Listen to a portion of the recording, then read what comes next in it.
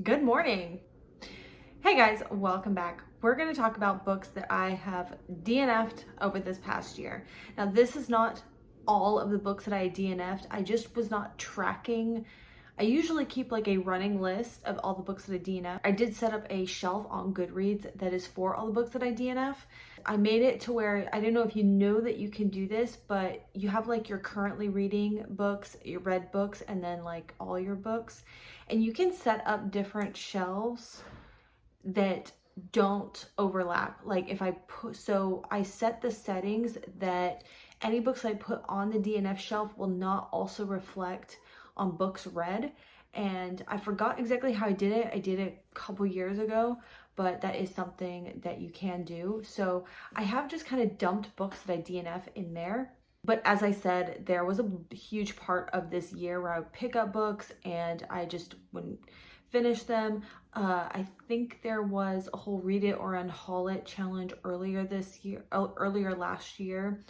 And there was quite a few books on there that I did not end up finishing. And a lot of those aren't even on the list, but you can go back and check those out. So these are the ones that I have cultivated that I can recall. So the first one we're going to talk about is Special Topics in Calamity Physics by Marisha Pessl. This one was really intriguing at first. I actually have picked this up for a read it or unhaul it. I don't know if you know, I just started doing this, so we've only done one selection, and this was the one I chose. This is kind of like a TBR jar, read it or unhaul it TBR jar. I decided that this one was intriguing enough that I wanted to take my time with it because it was pretty dense. It had a lot of intriguing descriptions that I felt were really unique. It had a lot of literary references and other media references. For example, one of the descriptions I recall is like describing someone's red hair as sour orange hair. And there was a ton of things like that that were just really random, funny, and just made me feel like it's very creative. I did also kind of like the pretentious intellectual side of the story.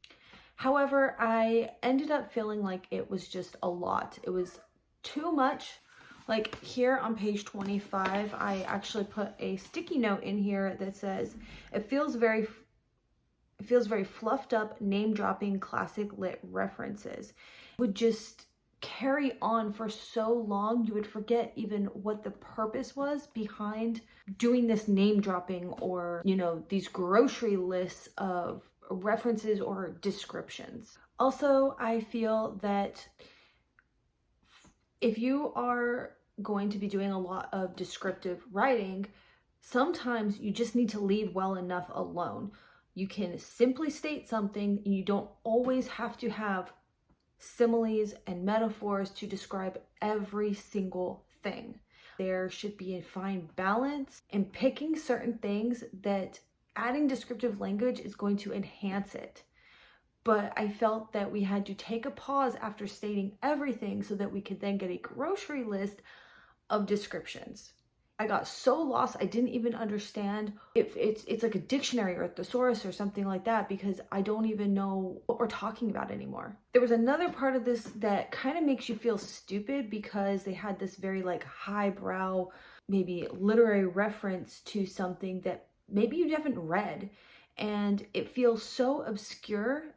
And I feel that maybe that has a time and place for something, or you could back it up somehow by kind of making a reference to, like, say Shakespeare, and then later on in the passage maybe quoting Shakespeare, and then in your mind, if you hadn't read it, you would at least know maybe where it comes from.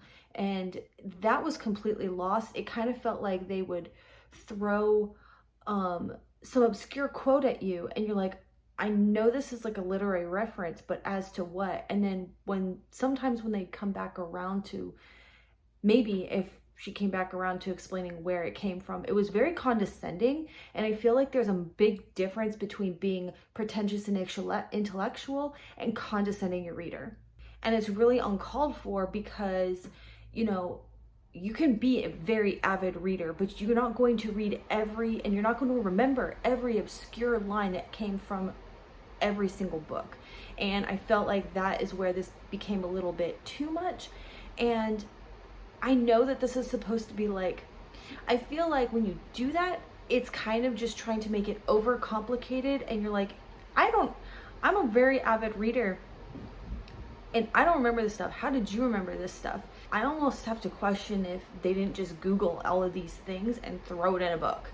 And then just as my last feelings on this book that I wrote on my Goodreads review, I wrote, it kind of goes along with what I just said, but it says, I just feel like it's a really difficult task as well to write something of such high intellectual grade of expectation, and I feel that I got lost completely. If someone's going to walk around flaunting exactly how smart they are by dropping facts and names, I kind of don't believe them anymore. And that's exactly where I felt with this. It felt like maybe they just Googled a bunch of cool quotes and then like wove them into the story. Another thing that was so infuriating about the writing style is way overuse of parenthesis. And it would be tacked on to like everything. It like kind of in the same way of whenever you go to explain something, like when you go to,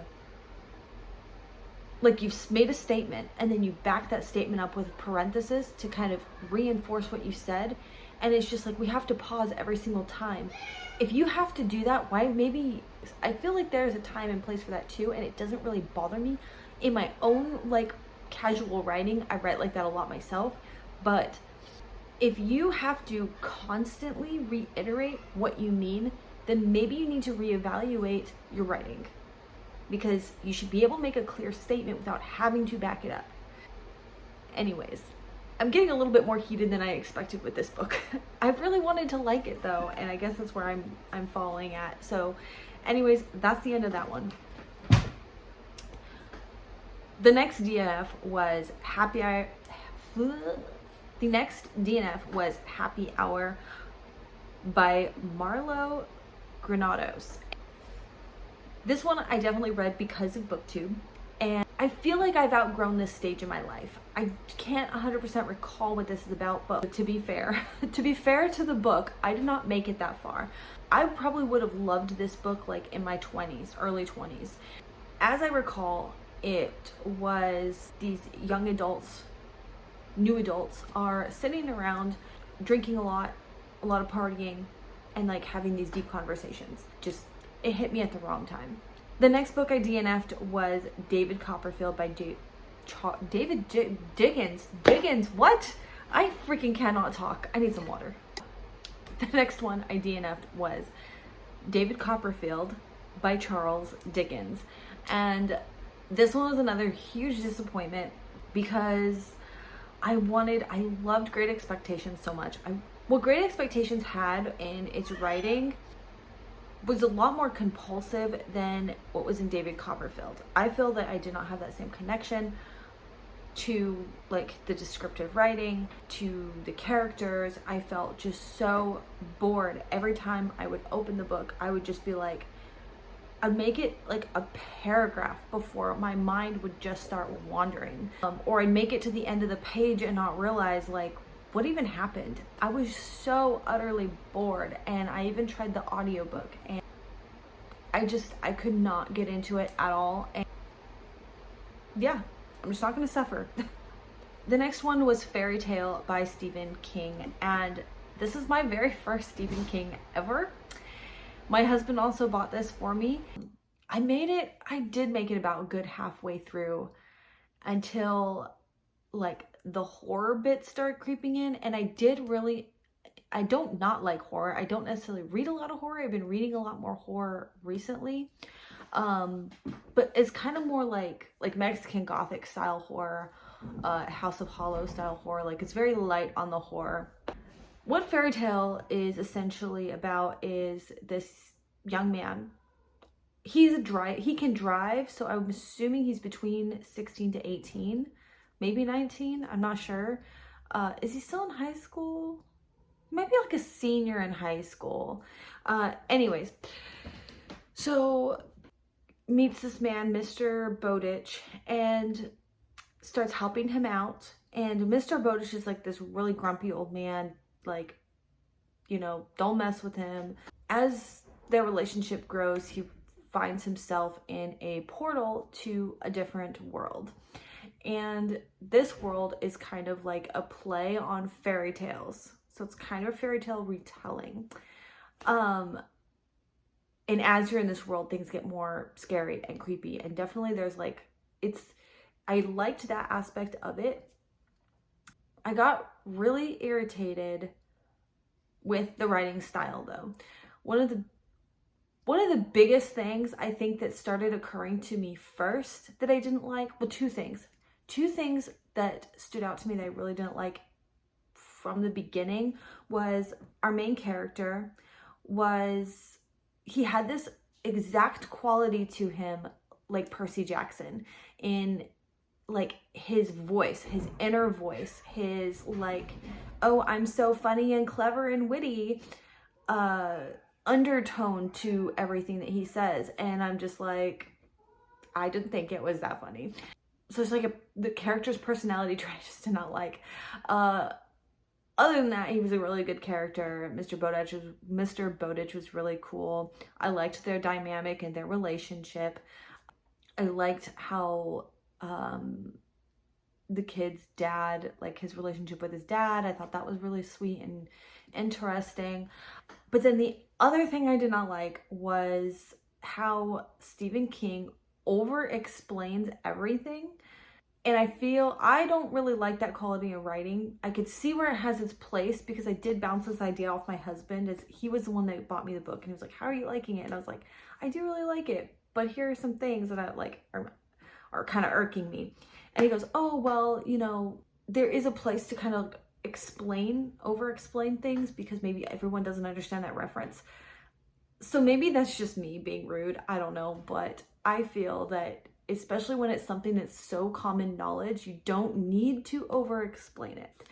Because how he would do this is he would have a reference, like the characters in the story would be doing something that's like the Three Little Pigs reference. And to me, it was very obvious that, oh, that's kind of cool how they worked the Three Little Pigs into it. I don't even know if that's one, but this one. Or there's like a Red Riding Hood reference. There was like another nursery rhyme, I believe, that I wasn't 100% sure where that one was coming from. But anyways, so you'd have these very like general knowledge fairy tales, and he would literally say like, oh, that's like such and such fairy tale. And it's like, I didn't need that. Thank you. I got that. That could just be me being very picky. When we got to about the midway point and things were starting to, the story just took this turn that I was just not vibing with. I did not understand if it was still part of some sort of fairy tale flip. I just got bored, to be honest. The next one I DNF'd was What Moves the Dead by T. Kingfisher. This one is so popular. T. Kingfisher themselves is a very popular author right now. Everyone I watch is like making their way through all of their books. And I started with What Moves the Dead. And I thought, hey, it kind of reminds me of like Mexican Gothic, House of Hollow. It's going to have like the same vibes. And I literally have listened to it. That's the only way I can read it right now is audiobook, and I've literally listened to it, the start of it, like 3 times, and again, just like David Copperfield, it's just not sticking. I don't know what it is. I cannot latch on to what the hell is even happening because it's just like in one ear out the other. Maybe it's just not the right time, or maybe I need to get the physical book, but I'm not done with T. Kingfisher. I might just want to try some of other T. Kingfisher's books before I go back to that one. The next one is The Story Sisters by Alice Hoffman, and I ended up DNFing this one about 43 of the way through. I do remember this one. So basically it's just like a family saga about these sisters and things that happen in their lives. And I just felt bored because I don't care. Like, they didn't really give me a reason to care. I think they are supposed to kind of they're supposed to have like these, I guess you're just supposed to like these characters for their stories. And I guess I need something more. I need like a story or more of a plot line to kind of set them in, and I felt like they were just these floating women that you're supposed to just read their stories and like them. I was bored. The next one is The Dinner List by Rebecca Searle, and I thought I'd actually read this a long time ago, but it says that I attempted to read this year. So anyways, we're gonna talk about it. I originally thought this book sounded really good because I thought it was like a play on like the seven rock stars in heaven sitting around a table talking about their lives. There was like this play or something many years ago when I was much younger, and there was like this play going around about 27 in heaven or something, and it was literally about the musicians who have all died at 27 and they're sitting around a table in heaven, and that's like what it reminded me of. What I ended up getting was this more like quirky love story. And then there was Audrey Hepburn sitting at the table. And then there was a bunch of references to Breakfast at Tiffany's, which I've never seen or read Breakfast at Tiffany's. So maybe I would have enjoyed it more if I had read that. But it really just is not the story for me. I really hated the love story. I just felt that the love story was so stupid and predictable. The entire separation was based off of miscommunication, but it was like very like basic. Like you'd have to try to miscommunicate that much, or because it was just, I remember it just being so stupid. Oh, and then I guess the entire story would be doing these flashbacks to periods in this couple's life. I just did not give a shit about either of these characters. So yeah. The next one was The Ultras by Andrew Rydker, and I don't remember what this book was about at all. Probably, again, it did not capture my attention, and I could tell that it was more like, let's just talk about these characters. The next one I was really sad about, and I don't know, I might just have to push my way through it because of where they stand for me. And that is Blue Lily, Lily Blue, which is the third book in the Raven Boys cycle by Maggie Stiefvater. And I had to push myself through books 1 and 2 to begin with, and I just could not push myself anymore. I don't care for her writing style at all. I felt that it's very choppy. It does not flow. Its pacing is like, the pacing was off for me. The concepts and like what you're supposed to get out of the story as far as like fortune tellers, magic, quirky characters, I'm just not getting it. I like Blue in her dynamic with her family. I like the character dynamics between Blue and the prep school boys. The romance I could do, I don't know about the romance. I mean, they really kind of rushed into that. Oh, there's boys. I must have a crush on somebody. And I think that's just me being salty about the whole thing anyways, because it's generally something that when I go into a young adult, especially of this generation, I can overlook those things if everything else is good, but everything is so bad.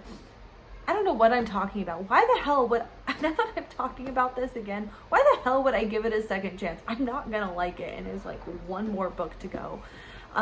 It's just a lot of them planning and talking about this Glendower who the hell is even Glendower anyways? It's just like this ominous thing thrown at you, and it's supposed to be this like crux of the whole plot, and I don't know who this person is. He's some magic person, right? But I don't know if he's supposed to be like a fairy or like a very powerful witch.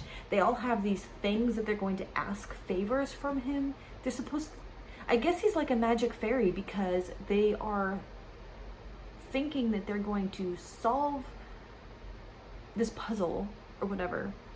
They're gonna do all these things, release Glendower, and then ask him for favors. And I'm like, I don't understand what gives him this power to like grant favors. I'm just so utterly confused. The next one is Abraham Lincoln Vampire Hunter, and this book started pretty strong. I like the formatting. It kind of is like little bite-sized pieces. I like that I feel like the writing is pretty interesting, like as far as like descriptive writing goes. Um, there's a lot of humor into it. Why didn't this book work for me? I think again, I just was bored. We did a lot, I guess it's called exposition. We did a lot of exposition and kind of like historical time period of Abraham Lincoln's life, and then at some point we're supposed to get into how he becomes this vampire hunter. And we kind of did start to get into that a little bit, some references, but I also know that there is a movie, and I'm kind of more interested in watching the movie than reading the book, and that's where I was. That's when I decided that I'm gonna go ahead and read something else that there's not a movie of. The next one is called Rhapsodic, I think that's how you say it, by Laura Thalassa. And this was actually just a cover by to begin with. I thought that the cover just looked so cool. It looked gothic. It looked so interesting, right up my alley. But then it got really weird. I thought it was supposed to be like this kind of really dark gothic romance kind of thing. And I was like, I don't usually pick up like romances, but here I'm just gonna read what I wrote because I don't even remember it that clearly, and I did not make it that far at all.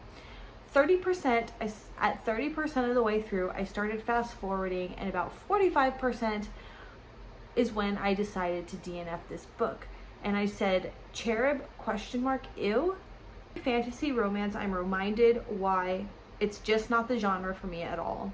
It's annoying. The circles that these two are going in, all the drama of possessive and overprotective male behavior and romance. And that's that. And then the very last one is Wild is the Witch by Rachel Griffin, and I just don't remember anything about this book. It's probably very slow burn, and I think that it's supposed to be more of like a magical realism, but I must just not have grabbed my attention because I don't remember at all. And that's it. That's everything I DNF'd in 2023. Thank you so much for watching, and I'll see you soon. Bye.